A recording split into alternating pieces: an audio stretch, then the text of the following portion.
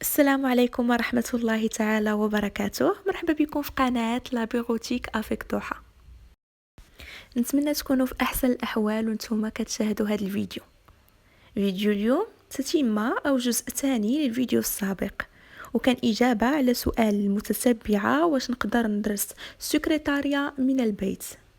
وفعلا هدرت على هذا الشيء ولقينا من الممكن الدراسة في البيت، لكن كتبقى إشكالية الدبلوم أو الشهادة اللي ضرورية باش نقدروا نزاولوا مهنة السكرتارية. ففيديو اليوم جوابا على كيفاش نقدروا ناخذوا دبلوم سكرتارية رسمي عن طريق الامتحان الحر. شنو هما الشروط، فين تسجلوا، وعلى شنو كيدوز في الامتحان. فأول حاجة غادي نتعرفوا على المعنى ديال أو شنو هو الامتحان الحر.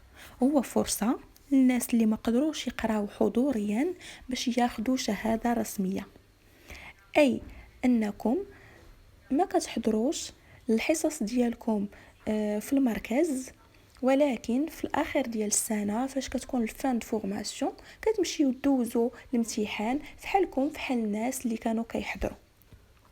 فالامتحان الحر متوفر في مجموعة من الشعب، ماشي فقط السكرتارية، أي الناس الراغبين في شعب أخرى حتى نتوما كيمكن لكم الاستفادة من الامتحان الحر. دابا غادي نهضروا على الشروط. بالنسبة للسن فعادة خاصو يكون فوق 18 سنة. بالنسبة للمستوى الدراسي فخاصنا نعرفوا أنه السكرتارية نوعين. عندنا السكرتارية بيروتيك اللي كدار غير بنيفو باك، يعني فقط الا كان عندك غير سيزيام كتقدر دير سكرتارية بيروتيك. اما بالنسبه للسكرتارية دو ديريكسيون الدبلوم ديالها هو تكنيسيان سبيسياليزي، فخاصكم تكونوا حاصلين على شهاده البكالوريا كامله زائد بطاقه التعريف الوطنيه. دابا وصلنا لمرحله التسجيل.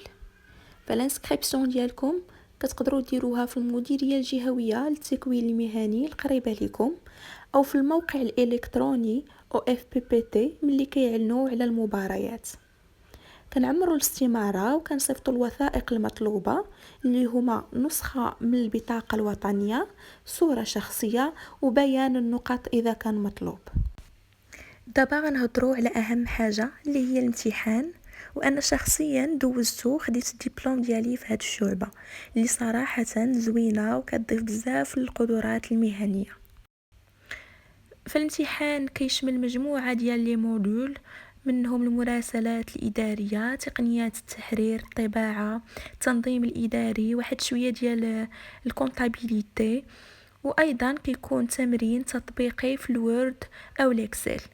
بالنسبه للفتره اللي دوزت فيها الامتحان ديالي فكان جات في فتره كوفيد، فكان الامتحان في الوورد دو الاكسل فقط كان كتابي. كانوا عطاونا واحد طابلو ديال الاكسل مرفوق ببعض الاسئله. اما قبل فالناس كانوا كيدوزوا امتحان تطبيقي في لورديناتور. فصراحه انا ما عنديش فكره كيفاش كيدوز دابا الامتحان ديال البيروتيك، واش كيف كان قبل ما ندوز انا اولا بالطريقه اللي دوزت بها، ما عنديش فكره. ولكن هادشي غادي تلقاوه في الامتحانات منين تدخلوا وتقلبوا عليها، فضروري كتلقاو امتحانات ديال السنوات السابقه اللي بطبيعه الحال كتنفعكم انكم تخدموا عليها. وباش تقدروا انكم تبريباريو الامتحان ديالكم كيمكن لكم تحميل نماذج ديال الامتحانات ديال الاعوام السابقه كيف قلت لكم من الانترنت. ايضا كيمكن لكم تشاهدوا فيديوهات في اليوتيوب، وايضا كتب وملخصات السكرتارية المتوفره عند مكتبات التكوين المهني. فبالنسبه للشهاده اللي كتاخدوها هي دبلوم رسمي من الاو اف بي بي تي او وزاره التكوين المهني. سبق وقلت انه الناس ديال نيفو باك اللي عندهم المستوى الدراسي نيفو باك كتاخدوا دبلوم ديال تكنيسيان سكرتاريا بيروتيك، وبالنسبه للناس اللي عندهم البكالوريا فكياخدوا دبلوم ديال تكنيسيان سبيسياليزي اون سكرتاريا دو ديريكسيون. الدبلوم كيمكنكم من العمل في الادارات الخاصه، الشركات، وحتى بعض الوظائف العموميه. فعلاش لا؟ هذه فرصه زوينه، حتى الا ما قدرتوش تقراو حضوريا عندك فرصه تاخدي الدبلوم ديالك من دارك وتمتحني كمرشحه حره.